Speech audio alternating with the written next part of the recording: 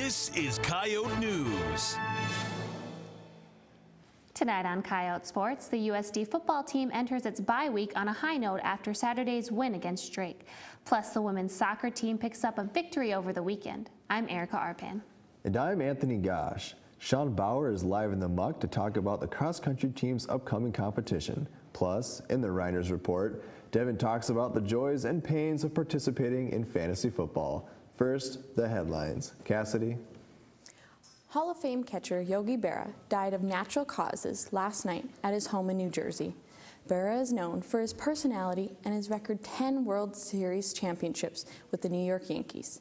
He was 90 years old. Seattle Seahawks safety Cam Chancellor has agreed to end his holdout and return to the team. Chancellor missed the entire preseason and the Seahawks' first 2 games, hoping to end a contract dispute. No contract extension occurred. The attorney for the woman who says she was sexually assaulted by Chicago Blackhawks star Patrick Kane revealed today that the evidence bag that once held the rape kit in the case shows up on the woman's mother's doorstep. The bag contained the woman's information and where the kit was done.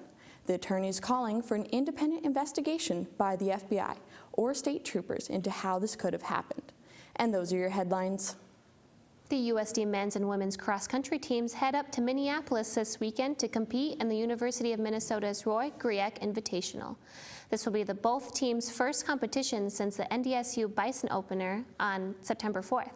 Now, Coyote News' Sean Bauer is live in the muck with senior cross-country runner Amber Eichhorn to talk about how the team has been preparing for the past few weeks. Sean? Thanks, Erica. I'm here in the muck with USD Cross Country Amber Eichhorn to talk about their season so far and the upcoming Roy Griek Invitational.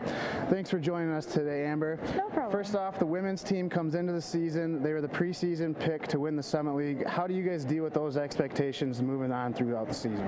Really, they're great goal setting for us, and the expectation is not what everyone else puts on us, but to achieve even greater than that for our own good. And it's just, yeah.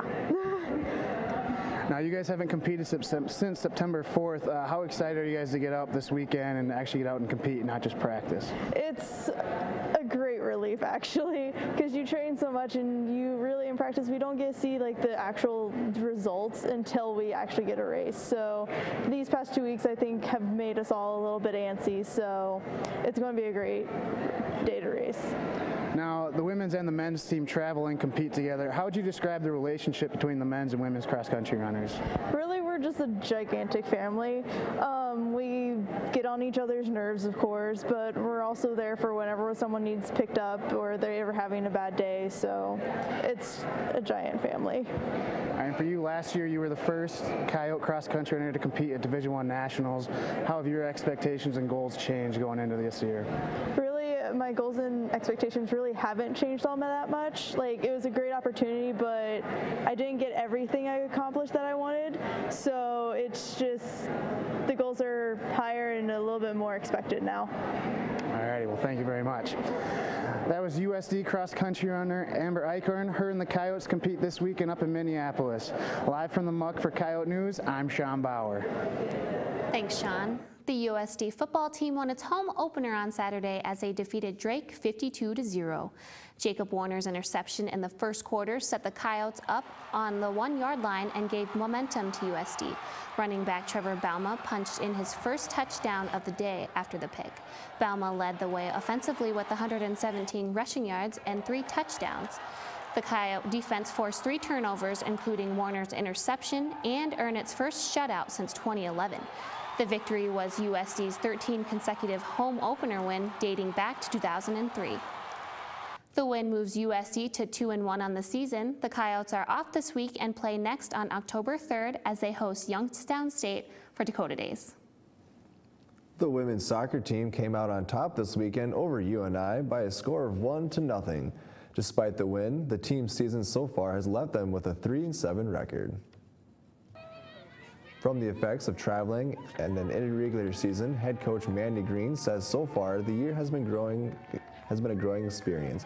The players have been doing team building exercises along with leadership development. Turn the corner, and we're starting to figure things out and be able to, instead of every 15 minutes we do something good, now it's, we're cutting that time down, and we're doing a lot of good things more consistently. Green also says there's more to look forward to. A lot of players are stepping up and starting to play their best soccer, which is great to have as we're close to our conference season. Green says they plan to keep working hard to drive them into the conference season. The women's soccer team will meet UC Riverside this Friday in Vermilion. The USD women's golf team placed second at the Coyote Classic on Monday and Tuesday at Dakota Dunes Country Club. USD's Brenda Lervik was a top finisher for the Coyotes, tying for 5th place at 23 over par. Abby Dufresne and Caitlin Krzyzanowski both tied for 10th place, making it three Coyotes in the top 10. The Coyote Classic was the first of the fall events for the USD women. They compete next Monday at Oral Roberts in Oklahoma. The Coyote men's golf team also competed in the Coyote Classic, finishing in 6th place out of 8 teams with a combined score of 68 over par. Junior Cody Seal led the way for USD, finishing in 8th place individually at 13 over par.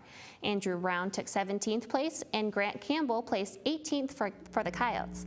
This was the second event of the year for the Coyote men. They're in action next Monday at SIU Edwardsville Invitational. In this week's Reiners Report, Devin shares the joys and pains of a favorite fall pastime, fantasy football. We're 2 weeks into the NFL season, and there's already been a lot of injuries to key players. Not only is this unfortunate for many teams across the league, but if you play fantasy football, I'm sure you're feeling the pain as well. I know I am. Tony Romo and Des Bryant will be out for an extended period of time, both of which I have on my team. A few other players left games early with injury this weekend as well. Eddie Lacy left after just one series. Carlos Hyde, Jay Cutler, and Tevin Coleman also left during their games with injuries. It's very frustrating for me to see one of my players leave a game early, because I spend all week strategizing to set the best possible lineup for the weekend. And then someone gets hurt, and all of those scouting reports that I read were for nothing. Maybe we take fantasy football too seriously. I know if I spent as much time on schoolwork as I do fantasy football, I would be a straight A student. But it feels great to be a friend and have bragging rights, even if it's only for 1 week. I know all of you fantasy football players agree with me. So, my fantasy teams may be in trouble already because of injuries, but I won't let that keep me from trying everything I can to win every week. Whether it's beating under the waiver wire to pick up a trending player, or finding that one player that no one else knows about and can take my team to the top. I wish you all good luck the rest of the season, and that's the Reiners Report.